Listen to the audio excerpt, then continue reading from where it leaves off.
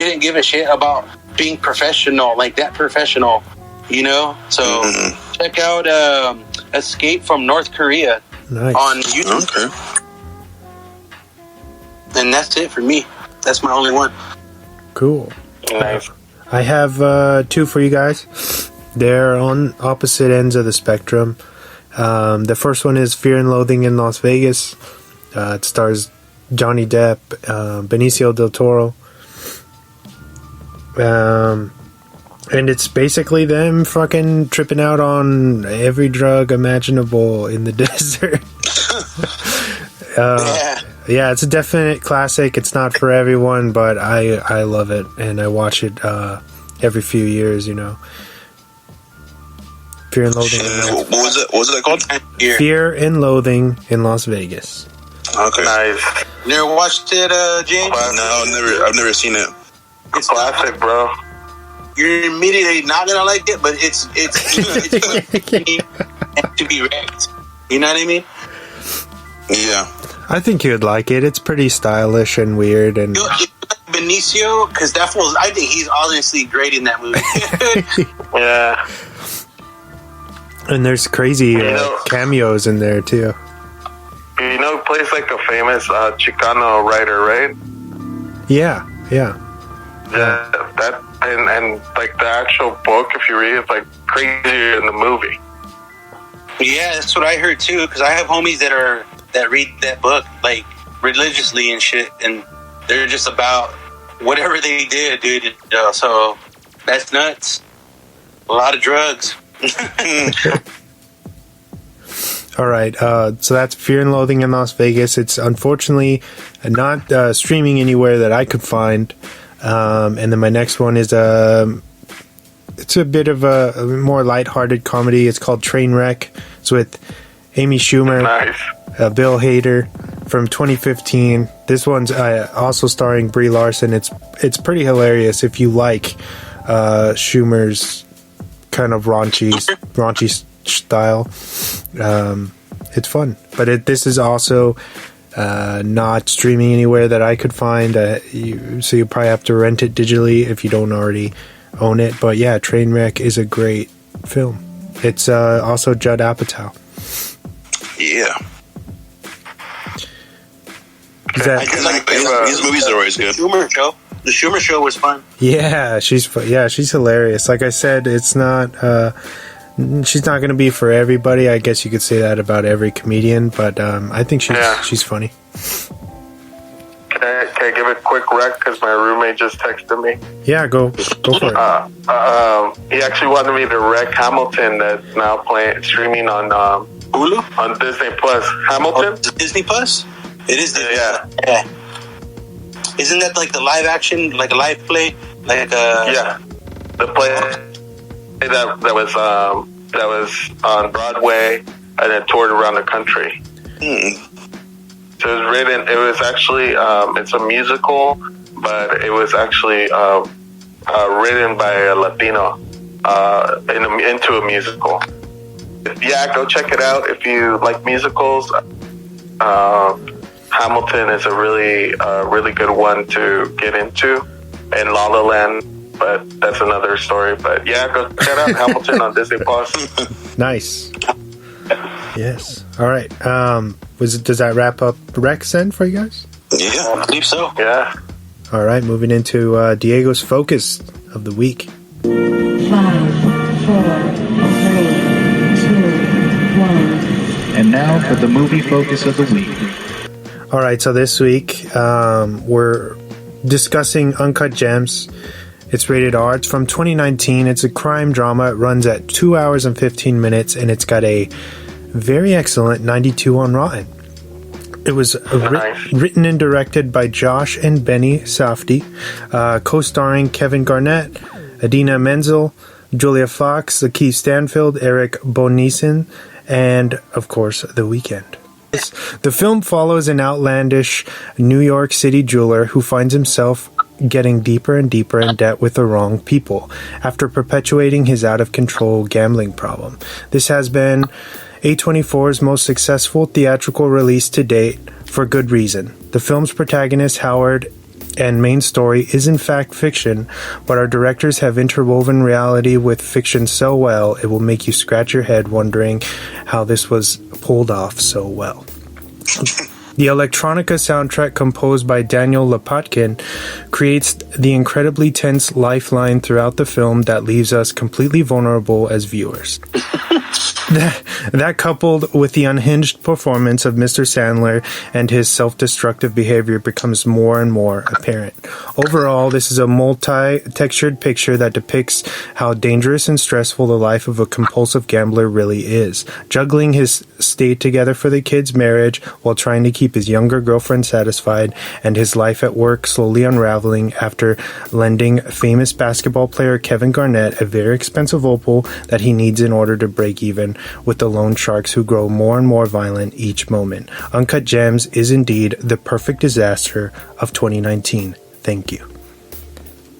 Oh, drop the Nice. mic, pun intended. That was very smooth.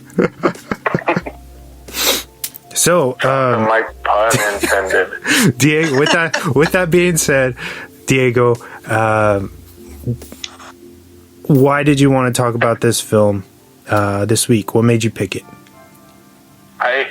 So the reason I wanted to talk about this is that I actually had a discussion with a bunch of my coworkers and a bunch of customers that were coming in at my work, and we all kind of came to this agreement that like this movie was so suspenseful, and so it gave you so much anxiety that a lot of people just had to turn it off. Yeah. Or couldn't watch it. And for me, it was like I suffer from mad anxiety, but like watching this movie, I kind of realized like I love Adam Sandler as an actor. I kind of came to the conclusion that Adam Sandler is like it's like what I think about when I talk about Brad Pitt and now his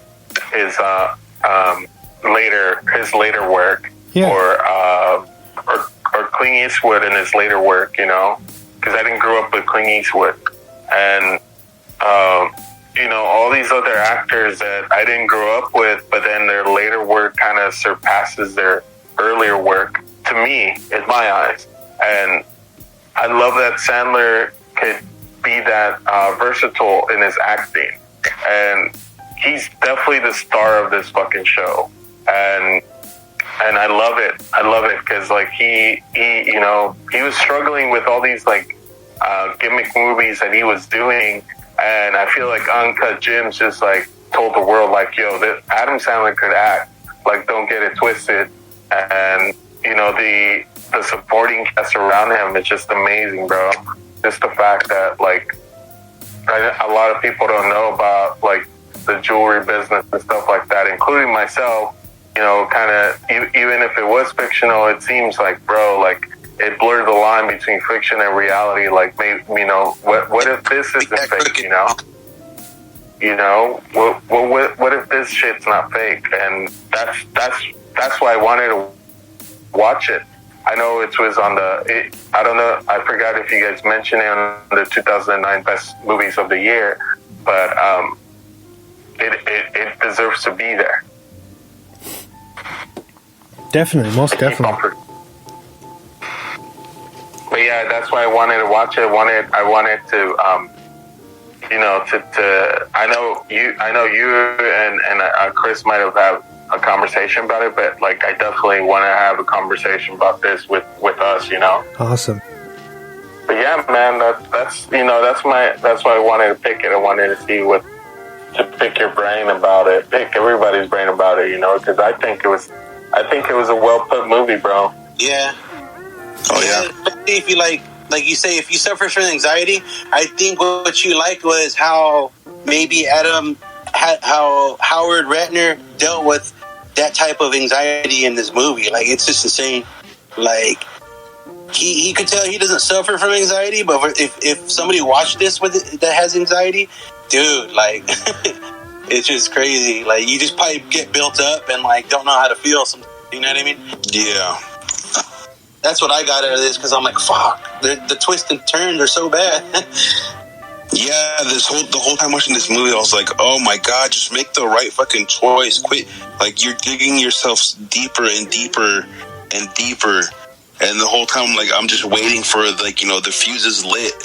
I was just waiting for it to explode and if spoiler alert, not to jump ahead, but the conclusion, of course, we know it happens, but it's just like I was hoping so much for a happy ending. But then I was like, oh, it's an A24 movie, so it's probably not going to be a happy ending. Yeah, when do those ever be happy, huh?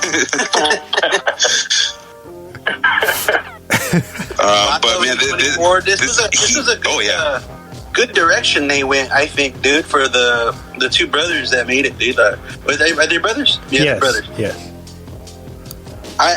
What we got to talk about is basically...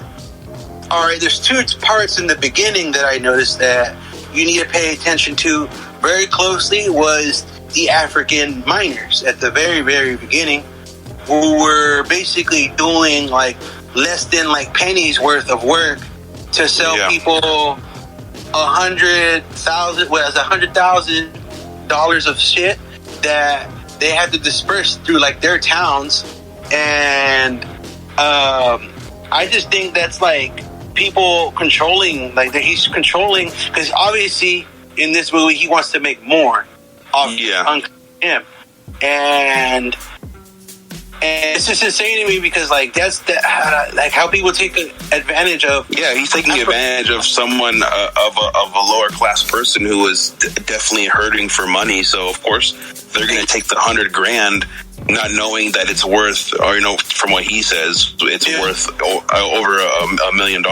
Yeah, and obviously, like it's crazy because all the people in Africa care about each other. Like how the guy broke his leg, and they were all like trying to comfort him, help him as much as possible. It shows like how much they're suffering out there compared to a guy who just wants to make $1 million off a gem for the work that they're doing.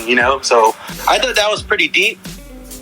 And then you got to go into how vulnerable Howard already is before the movie even starts. You see him already going through colonoscopy. Yeah. So that was pretty cool. Like basically saying he has colon cancer, or he could get it because it's in his family line or something like that. So I thought that was very interesting too. Like.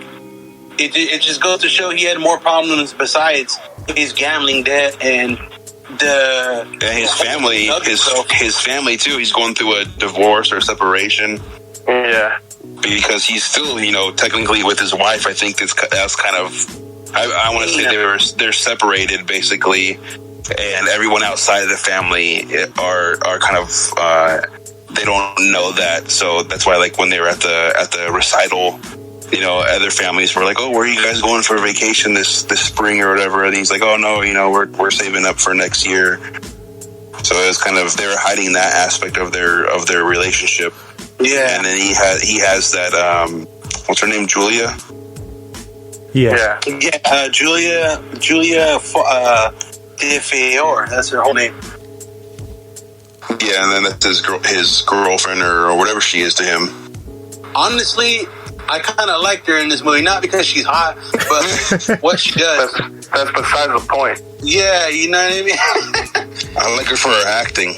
Yeah, like towards the middle end, it was very good. Like she kind of had like a sort of redemption, but not a good redemption because this movie wasn't meant to be played out to be good at all. Basically, not like saying it's a bad movie, saying that in this movie the actions took. Were very all risky, dude. Like, oh man, I thought it was good in that aspect. That this movie for Adam Sandler, like not his acting, but the movie was a risk. Like every choice he just chose in this movie was insane to me. I'm like, man, there's actual people like that. Like they can't. They keep fucking up. Like, yo, I have kids, but I'm still down to bang a fucking young girl while I have a wife, and then fuck it all up. Like. So like it's crazy. And he goes and pawns Kevin Garnett's his freaking championship ring That was so insane to me when he's like, oh, I'll just hold this for collateral or whatever.